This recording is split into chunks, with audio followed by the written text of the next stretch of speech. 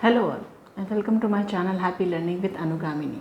This is Dr. Anugamini Srivastava and here I am with my next round of topic to be discussed among researchers. So today's topic is quite relevant to what researchers feel about themselves, the topic they have chosen and the way they are conducting their research work. Something I can really connect with, the sense of self-doubt. Let's check out what are the steps we can follow to remove our sense of self-doubt and grow as a better researcher. So let's begin. So theoretically, self-doubt refers to lack of faith in oneself. It is a negative feeling of fear, of uncertainty about one's own capabilities, actions, abilities, which is kind of negative thought that creeps into our mind to let us think that we are not doing our best, we are not giving our best to our work which we are doing it, and we feel that we are not competent enough, we cannot do it. This kind of negative labeling comes up in our mind, which as a researcher is something which we do not want, right?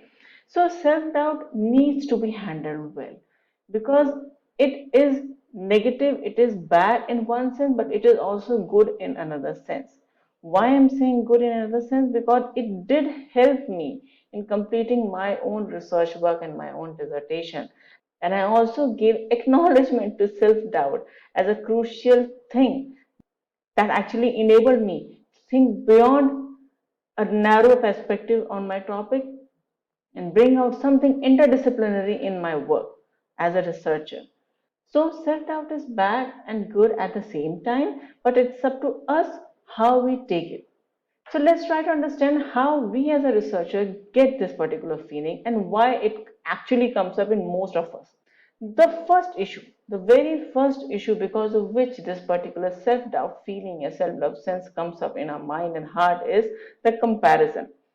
What happens, or you can say what happened to me, was that when I did my post graduation graduation competition, and comparison is a very common thing, right? Marks and grades and ranks and all things are very much important when we do that studies at that level. When I had my teaching experience also post my post graduation, I also had this feeling that you need to have a good feedback, we need to be compared with among each other, and performance appraisal will be based on that. So comparison is something which is always there in our mind. Okay, so when as a PhD scholar, when we say join a particular program, this thing actually affects us because it is not yet out of our mind. So we do consider this perspective. Although I already mentioned in my previous video that PhD is something not a competitive thing. It is a one-man journey, and there is no way we can compete with each other as a PhD scholars. But still, because our past experiences were like that, we still believe that comparison is something very crucial, and we do compare ourselves with in field and beyond our area of researchers as well. So comparison is the first thing that brings self-doubt in us. The second thing is the new challenges because I still remember when I joined my PhD and when I heard the names of Emerald and Elsevier, I always felt that what are these things? Although today as a researcher, as a PhD scholar, people are very much common with these names, where to publish in which journal to approach with. But at that time when I joined my PhD, it was something which is highly desirable but not yet achieved by many. Okay, so when new challenges came our way, it was a kind of fear in us that whether we will be able to justify, whether we are capable of doing this thing, and whether we will be able to complete our PhD with the topic, with the supervision, with the kind of scenario we are living, and with the environment, and obviously the mess food, right?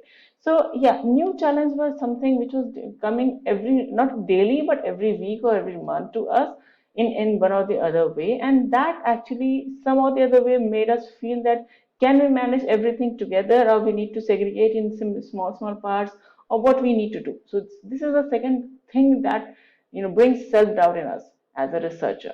And the final thing is the failure when it comes to other fields which requires experiments and strong results to prove that whether something came up or something is not there, there are higher chances that researchers feel this failure feeling that I'm not going to attain this particular PhD degree because after so long, researches, I'm not getting my results, and some of the other issues are coming up. I'm not able to focus.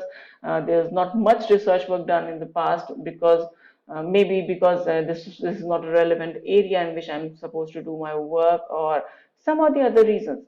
Failure is something which sometimes comes in our mind that yeah, might be, I won't be able to get the degree. Before managing, we need to understand what are the reasons, and then only we can handle them properly. So these three major points are the ones which actually brings a major sense of self-doubt in us.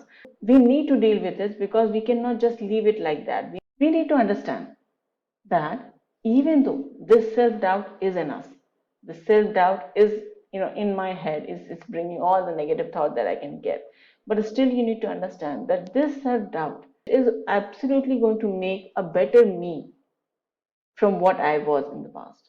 Now you can easily say that it is easier said than done, but how we can do that and how it is helping us. The first aspect is the survival instinct. The moment you get this self-doubt in you, you will have more options, more thoughts, more points, more viewpoints in your life to think how to handle that. And that will be your survival instinct that will help you to be and to stay in the program and complete it within a particular span of time. Okay, so it will provide you survival instinct, survival approach, how you can survive through this thing.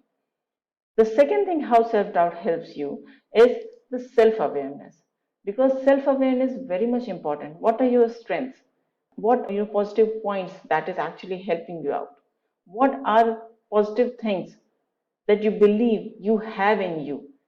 Okay, fine. Your topic is something new, challenges are something new, environment is something new, but you already had something about yourself which is very good. So you need to just identify what your strengths are. And based on your weaknesses, you need to identify what your boundaries are. Okay. Not all scholars, not all researchers have same capability level. Accepted. Completely agree with the fact. But as a researcher, as an individual, as a person, you need to identify what are your limitations. What are the boundaries beyond which you cannot do. If you are a researcher who can do things one at a time, accept this fact and speak it out. If you are a person who believes in multitasking like me, I always believe that having two, three things at the same time will always keep me motivated to do all the things one by one simultaneously. Okay, so always have this kind of acceptance in you that this is something what you are and this is something what your boundaries are. And based on that, decide how you're going to approach the work. It's all about accepting first of all yourself and then going ahead. And based on your strengths, weaknesses, and the way to look out for new alternatives, you need to, based on your self doubt, you can think, you can slow down yourself, you can think, you can calm yourself. Okay, you can think, and then only you can bring out something new of yourself, something how to cope up with your self doubts and how to manage it well to become a better PhD scholar or better researcher and get your degree finally, right? So these were the things that because of which your self doubt are good and it helps you to become a newer version of yourself. Now, what we can do? Most importantly, when you have a self doubt, talk, speak it out. Okay, speak to the people who you feel that you are comfortable in talking to. Okay, seek for help. It's good to seek for help when you need it ultimately. If you feel that someone who knows you is going to judge you, talk to a stranger. Talk to someone in a hostel, someone sitting in the canteen. Talk to them. Tell them what you are feeling, and might be you will find that some other people are also facing the same thing, and you are not the only one. Okay, and they will tell you how you can manage it. And at least if they are not able to help you out, at least you will feel light after telling them. Okay, and you won't be feared of being judged by them at all. Next thing that is good and to eliminate the self-doubt sense in your mind and heart is the affirmation. Okay, fine, you have some limitations, you have some boundaries, you feel that you are incompetent to meet the new challenges that you are facing in your PhD, but still give affirmations to yourself. Tell yourself you are good, You're not that bad. This moment will also pass. You are here for a reason. You had something in you because of which you got selected in this particular program. Things will get good someday, not today, but someday. In the long run, I'll get what I want. This is what I wanted in my life, in my career. And based on that only, you can reduce the intensity of self doubt in yourself. Give affirmations to yourself. Give positive thoughts to yourself. Try to think opposite of whatever self doubt is bringing into your mind.